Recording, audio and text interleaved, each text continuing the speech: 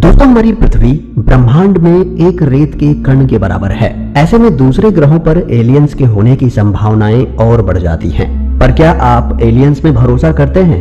अगर नहीं तो ये वीडियो अंत तक जरूर देखें। शायद इस वीडियो के अंत तक आप एलियंस पर भरोसा करने लग जाएंगे। आज हम आपको 3 ऐसे रियल लाइफ इंसिडेंट्स बताने वाले हैं जो ये दावा करते हैं कि उन्हें एलियंस द्वारा अगवा कर लिया गया था। तो चलिए देखते हैं कौन सी है वो 3 घटना। बर्नी और बेट्टी अपहरण की कहानी। दोस्तों, ये कहानी है एक अमेरिकन कपल्स की जो ये दावा करते हैं कि उन्हें एलियंस ने अगवा कर लिया था। ये घटना है 20 सितंबर 1961 की, जब बर्नी और बेट्टी अपने काम से थक चुके थे और उन दोनों ने हॉलीडे प्लान करने का सोचा। हॉलीडे के आखिरी दिन जब बेट्टी और बर्नी घर वापस लौट रहे थे, तब कुछ ऐसा हुआ जिस पर यकीन करना काफी मुश्किल है। ट्रिप के लास्ट डे रात के करीब 10 बजे जब बर्नी और बेट्टी घर वापस लौट रहे थे, तब अचानक से बर्नी को आसमान में एक ब्राइट ऑब्जेक्ट दिखता है जो कि काफी तेजी से मूव हो रहा था।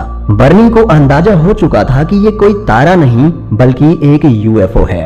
बर्नी जब बेट्टी को ये बात बताती है तब बेट्टी को उस पर भरोसा नहीं होता है। दोनों की बात चल ही रही होती है कि तभी तेज रोशनी से वो ऑब्जेक्ट इन दोनों की तरफ बढ़ने लगता है और उनके गाड़ी से कुछ ही दूर पर जाकर उतर जाता है। बर्नी गाड़ी में से बंदूक निकालकर धीरे धीरे उस ऑब्जेक्ट की ओर जाने लगती है।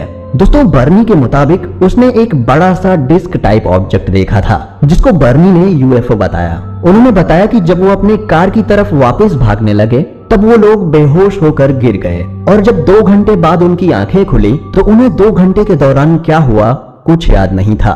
उनका कहना था कि एलियंस ने उनको एक्सपेरिमेंट के लिए अगवा किया था और काम होने के बाद उतने वक्त की मेमोरी उनके दिमाग से मिटा दी गई थी। जब 1963 में ये कपल साइकाइट्रिस्ट के पास गए तब साइकाइट्रिस्ट का कहना था कि ये कपल एंजाइटी से गुजर रहा है और ये सब बस एक काल्पनिक बातें हैं और इसी को टेस्ट करने के लिए बर्नी का हिप्नोसिस टेस्ट करवाया गया। लेकिन टेस्ट से जो पता चला उसने साइकाइट्रिस्ट को भी चौंका दिया था। दोस्तों, सम्मोहित होने के बाद बर्नी ने बताया कि एलियंस ने उनको स्पेसशिप में ले जाकर उनके कई सारे टेस्ट किए और टेस्ट के लिए उनके बाल, नाखून और ब्लड का सैंपल भी लिया गया। और दोस्तों, बर्नी ने टेस्ट के दौरान एक स्टार का नक्शा बनाया जिसे स्टडी करने के बाद पता चला कि ऐसा ही एक स्टार अपनी पृथ्वी से करीब 40 लाइट ईयर दूर असलियत में मौजूद है। लेकिन चौंकाने वाली बात यह थी कि इन स्टार्स को खोजे जाने से पहले ही बर्नी ने इनका नक्शा हूबहू बना लिया था।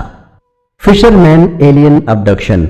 दोस्तों, ये घटना है मिसिसिपी में रहने वाले 2 मछुआरों की जिनका नाम है केल्विन पार्कर और चार्ल्स हिक्सन। दोस्तों, 11 अक्टूबर 1973 को जब केल्विन और चार्ल्स मिसिसिपी के पास मौजूद पास्कागोला नाम की नदी में मछलियां पकड़ने गए तो उनके साथ कुछ ऐसा हुआ जिस पर विश्वास कर पाना थोड़ा मुश्किल है। दोस्तों, केल्विन ने बताया कि जब वो नदी के किनारे मछली पकड़ रहे थे तब उन्हें नदी के बीचों बीच एक ब्राइट लाइट नजर आई। पहले तो उन्हें लगा कि ये पुलिस की गाड़ी की लाइट है जो उन्हें वहां से भगाने आई है, पर कुछ ही देर बाद वो ब्राइट लाइट का गोला आसमान से नदी की तरफ आने लगा जिसे देखकर दोनों दंग रह गए। उन्होंने बताया कि ये लाइट का गोला करीब 80 फीट बड़ा था और इसकी रोशनी इतनी तेज थी कि वो ठीक से इस गोले से आंखें भी नहीं मिला पा रहे थे।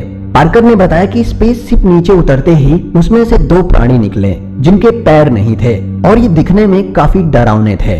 दोस्तों, पार्कर का कहना था कि इनमें से एक एलियन ने अपने टेंटिकल से उसकी गर्दन पकड़ ली थी, जिसके बाद इन एलियंस ने उनके शरीर में कुछ इंजेक्ट किया जिसके बाद वो दोनों अनकॉन्शियस हो गए। पार्कर का कहना था कि बेहोश करने के बाद एलियंस उन्हें अपने स्पेसशिप के अंदर टेस्ट करने के लिए ले गए और जब उन्हें होश आया तो वो नदी के किनारे पड़े थे। इस घटना के बाद दोनों तुरंत पुलिस स्टेशन पहुंचते हैं और ऑफिसर को पूरी घटना बताते हैं, लेकिन कुछ भी सबूत न होने के कारण ऑफिसर ने उनकी बात पर भरोसा नहीं किया और वो ऑफिसर ऑफिस से चले जाते हैं। लेकिन ऑफिसर इनकी कहानी का पर्दाफाश करने के लिए बाहर निकलने से पहले एक ऑडियो रिकॉर्डर लगा कर जाते हैं। जब ऑफिसर ऑडियो को बाद में सुनते हैं तो वो दंग रह जाते हैं क्योंकि ऑफिसर के जाने के बाद केल्विन चार्ल्स से कहता है कि उसे रोना आ रहा है और वो लोगों को भरोसा दिलाना चाहता है कि जो उन्होंने बताया वो बिल्कुल सच है। दोस्तों, इस घटना के बाद काफी लोग सामने आए जो ये दावा करते हैं कि 11 अक्टूबर 1973 के दिन उसी नदी के पास उन्होंने भी एक ब्राइट लाइट के गोले को देखा था। स्ट्राइबर अपहरण की कहानी।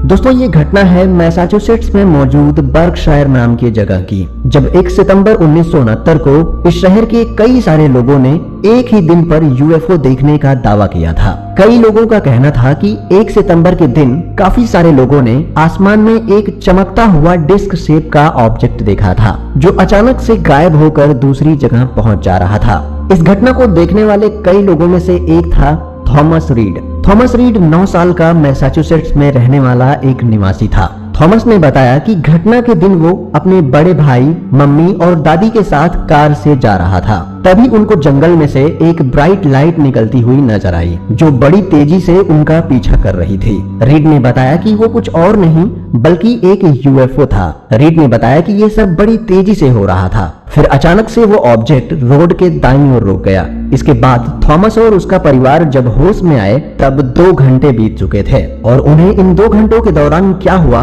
कुछ भी याद नहीं था। पर हैरानी की बात ये थी कि रीड की मम्मी और दादी की सीट चेंज हो चुकी थी। अब सोचने वाली बात यह है कि जब कोई कार से उतरा ही नहीं तो आखिर भला इनकी सीट चेंज कैसे हुई। रीड का कहना था कि असल में उन्हें एलियंस द्वारा अगवा कर लिया गया था, पर इसका कोई सबूत आज तक नहीं मिल पाया है। इस घटना के कुछ साल बाद रीड की फैमिली ने दावा किया था कि समय के साथ धीरे धीरे उनकी वो यादें वापस आने लगी हैं और उन्होंने बताया कि उस रात उन्हें एलियंस द्वारा अगवा करने के बाद उन्हें एक बड़े से हॉल में ले जाया गया था। रीड ने बताया कि ये हॉल सर्कुलर शेप का था और ये हॉल करीब फुटबॉल फील्ड जितना बड़ा था, जो कि इस दुनिया का बिल्कुल नहीं लग रहा था। और इस हॉल में उनके अलावा और भी कई सारे लोगों को टेस्ट के लिए लाया गया था। दोस्तों रीड के इस बयान के बाद काफी सारे लोगों ने दावा किया कि उन्हें भी 1 सितंबर की रात एलियंस द्वारा अगवा कर लिया गया था। दोस्तों इस घटना के बाद मैसाचुसेट्स के स्कूलों में बच्चे एक ही तरह के यूएफओ की ड्राइंग बनाने लगे